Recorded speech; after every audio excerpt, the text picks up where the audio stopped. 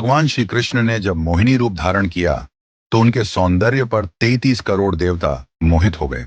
सभी देवताओं ने मन में यही कामना हुई कि ऐसी सुंदरी उनकी पत्नी बन जाए। परंतु केवल एक देवता ऐसे थे जिनके मन में मोहिनी के प्रति इस तरह का भाव नहीं आया। वे थे सूर्यदेव।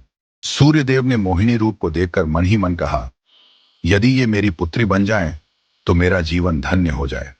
सूर्यदेव की इस भावना को समझकर भगवान श्री कृष्ण ने उनकी ओर कटाक्ष किया और संकेत किया कि उनकी इच्छा पूर्ण होगी। समय बीतने के बाद सूर्यदेव ब्रजभूमि में वृषभानु महाराज के रूप में अवतरित हुए। वृषभानु जी ने तपस्या की और ब्रह्मा जी से प्रार्थना की कि उन्हें ठाकुर जी की पुत्री के रूप में प्राप्ति हो। ब्रह्मा जी ने उनकी प्रार्थना को श्री हरि तक पहुंचाया। ठाकुर जी ने विचार किया कि वे नंद, यशोदा और देवकी वासुदेव के यहाँ पुत्र के रूप में जन्म लेने वाले हैं, लेकिन प्रेम की स्थापना के लिए एक विशेष अवतार लेना होगा। ठाकुर जी ने अपने रूप को दर्पण में देखा और उस दर्पण में उन्हें ऐसा रूप दिखाई दिया जो स्वयं ठाकुर जी को भी मोहित कर गया। यह रूप ठाकुर जी का ही स्त्री रूप था। उन्होंने इस रूप को स्थिर किया और लक्ष्मी जी के वस्त्रों, आभूषणों और श्रृंगार सामग्री का उपयोग करके इस दिव्य स्वरूप को सजाया। जब यह स्वरूप पूर्ण हुआ तो ऐसा प्रतीत हुआ मानो सूर्य और चंद्र का एक साथ मेल हो गया हो। यह दिव्य तेज इतना अद्भुत था कि स्वयं ठाकुर जी भी नेत्र मूंदने को विवश हो गए। जब उन्होंने नेत्र खोले तो उनके सामने श्री राधा रानी का दिव्य स्वरूप प्रकट हुआ।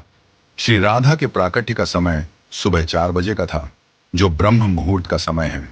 भगवान के अन्य अवतारों का प्राकट्य दोपहर 12 बजे या रात्रि 12 बजे होता है, परंतु राधा रानी का जन्म ब्रह्म मुहूर्त में हुआ, जो नए दिन की शुरुआत का प्रतीक है।